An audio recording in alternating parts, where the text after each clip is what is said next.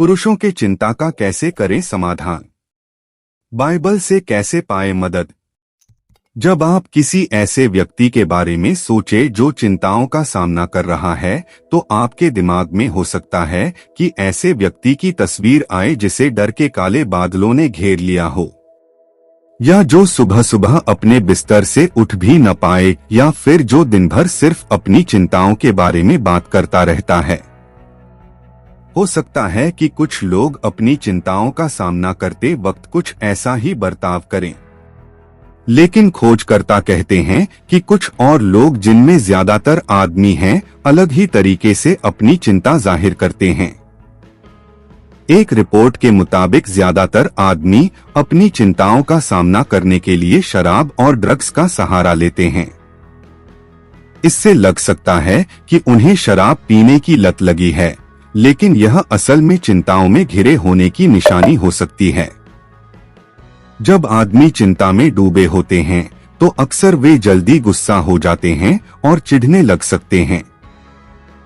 यह जरूरी नहीं कि सारे ही आदमी एक जैसा बर्ताव करें, लेकिन लोग चाहे जैसे भी बर्ताव करें, यह एक हकीकत है कि आज चिंताएं बढ़ती जा रही हैं, क्योंकि यह संकटों से भरा ऐसा वक्त है जिसका सामना करना मुश्किल है, क्योंकि दूसरा तीमुथियुस 3 के 1 से 4 वचन में लिखा है, पर यह जान रख कि अंतिम दिनों में कठिन समय आएंगे, क्योंकि मनुष्य स्वार्थी, धन का लोभी, डींगमार, अभिमानी, निंदक, माता पिता की आज्ञा टालने वाले, कृतघ्न, अपवित्र, दयारहित, क्षमारहित, दोष लगाने वाले, असंयमी, कठोर, भले के बैरी, विश्वासघाती, हठी, अभिमानी और परमेश्वर के नहीं वरन सुखविलास ही के चाहने वाले होंगे। अगर आप चिंताओं से घिरे हुए हैं, तो बाइबल कैसे आपकी मदद कर सकती है? चिंताओं का सामना करने में बाइबल की सलाह। बाइबल भरोसेमंद सलाह का खजाना है, जिससे हमें चिंताओं का सामना करने में मदद मिल सकती है। आइए 3 उदाहरणों पर गौर करें। 1. अगले दिन की चिंता कभी न करना, क्योंकि अगले दिन की अपनी ही चिंताएं होंगी। आज के लिए आज की परेशानियां काफी हैं। मत्ती 6 का 34।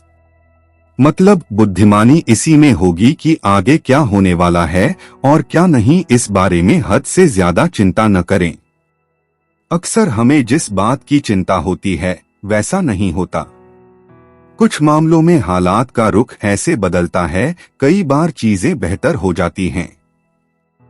इसे आजमाइए। ऐसे वक्त के बारे में सोचिए कि जब आपको लगा कि कुछ बुरा होगा, लेकिन ऐसा नहीं हुआ। फिर अपनी आज की चिंताओं की जांच कीजिए कि क्या यह परेशानी असल में आगे चलकर कोई बड़ी समस्या बन सकती है। 2. जैसे लोहा लोहे को तेज करता है, वैसे ही एक दोस्त दूसरे दोस्त को निखारता है। नीतिवचन 27 का 17 वचन। मतलब अगर हम चाहें तो अपनी चिंताओं का सामना करने में दूसरे हमारी मदद कर सकते हैं। हो सकता है कि वे हमें अपने अनुभव से कुछ अच्छे सुझाव दें, और वे हमें अपनी समस्याओं को किसी दूसरे नजरिए से देखने में मदद कर सकते हैं। इसे आजमाइए। किसी ऐसे व्यक्ति के बारे में सोचिए जो आपको अच्छी सलाह दे सकता है, जैसे कि कोई ऐसा दोस्त जिसने आपकी तरह किसी समस्या का सामना किया हो। उससे पूछिए कि किस बात ने उसकी मदद की और किस बात ने नहीं।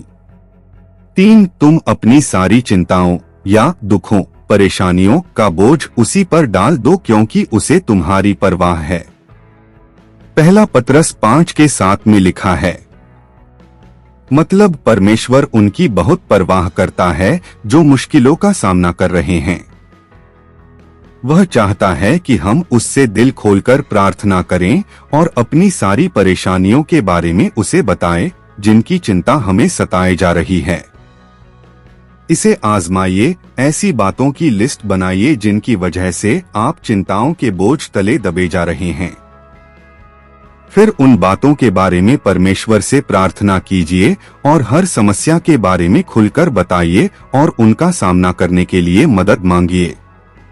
जब चिंताएं नहीं रहेंगी, बाइबल चिंताओं का सामना करने के लिए सिर्फ सलाह ही नहीं देती है, वह एक ऐसे समय के बारे में बताती है जब चिंताएं हमेशा के लिए खत्म कर दी जाएंगी।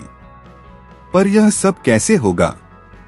परमेश्वर का राज चिंता करने की हर वजह को जड़ से खत्म कर देगा। प्रकाशित वाक्य 21 का 4 वचन, यहाँ तक कि इस राज में आज की चिंताओं और परेशानियों का ख्याल तक हमारे दिल में नहीं आएगा। यशायाह 65 का 17। शांति देने वाला परमेश्वर आपको ऐसा ही भविष्य देना चाहता है। रोमियो 16 का 20, वह हमें यह यकीन दिलाता है कि मैंने सोच लिया है कि मैं तुम्हारे साथ क्या करूंगा, मैं तुम पर विपत्ति नहीं लाऊंगा बल्कि तुम्हें शांति दूंगा, मैं तुम्हें एक अच्छा भविष्य और एक आशा दूंगा।